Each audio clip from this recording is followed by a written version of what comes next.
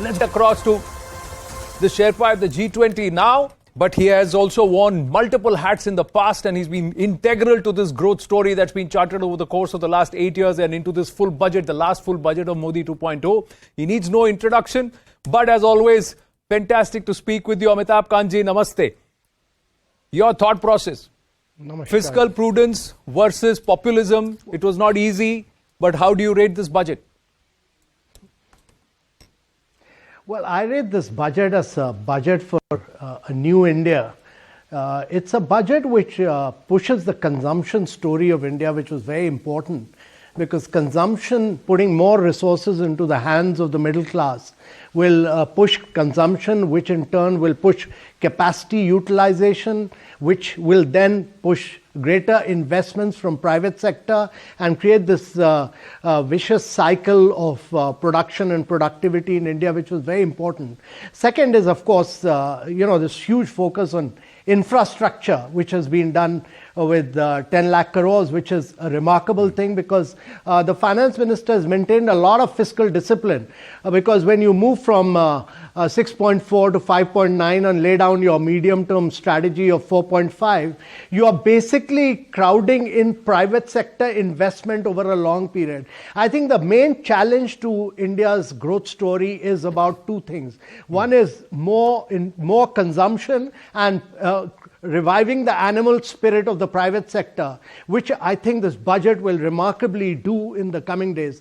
The other two remarkable things about this budget was also this focus on going digital, not in one sector, across Indian economy, and going green, which is very, very important, because with the border tax of Europe coming in 2026, it's very important to do this energy transition and go green. So these are some of the remarkable things which have happened in this budget. It's a transformative budget. Himalayas, green fuel, and of course the oceans. These could be perhaps our resource pools going forward in the future. But the Prime Minister also said, not just India, the world is watching this budget of 2023-24. India leading the G20 this year.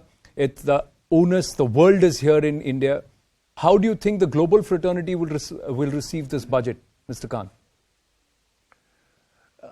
So I think the important thing to understand is that the world is going through several crises. There's a geopolitical crisis, there's a post-COVID crisis, 200 million people have gone below poverty line, there's a crisis of fuel, food and fertilizer. In the midst of all this, India is the fastest growing large economy. And what India has done through this budget is really to accelerate the pace of this growth. Also, what it has demonstrated is its huge determination to use technology to pole vault in many ways, also push many of its own priorities. The women-led development story, which is a priority of G20 or a priority of inclusive and resilient growth. Many of those priorities are driven through this budget. So this budget converges many of the G20 priorities of India in a very big way, and it demonstrates India's huge political will to be a driver of growth in the coming days and a driver of transformative changes. One highlight, final question, Mr. Kant, one highlight for you. The middle class is looking at the tax slabs. The corporate world is looking at the capex of the government and whether or not they're going to create a investment-friendly environment. For you, what stands out? One single highlight.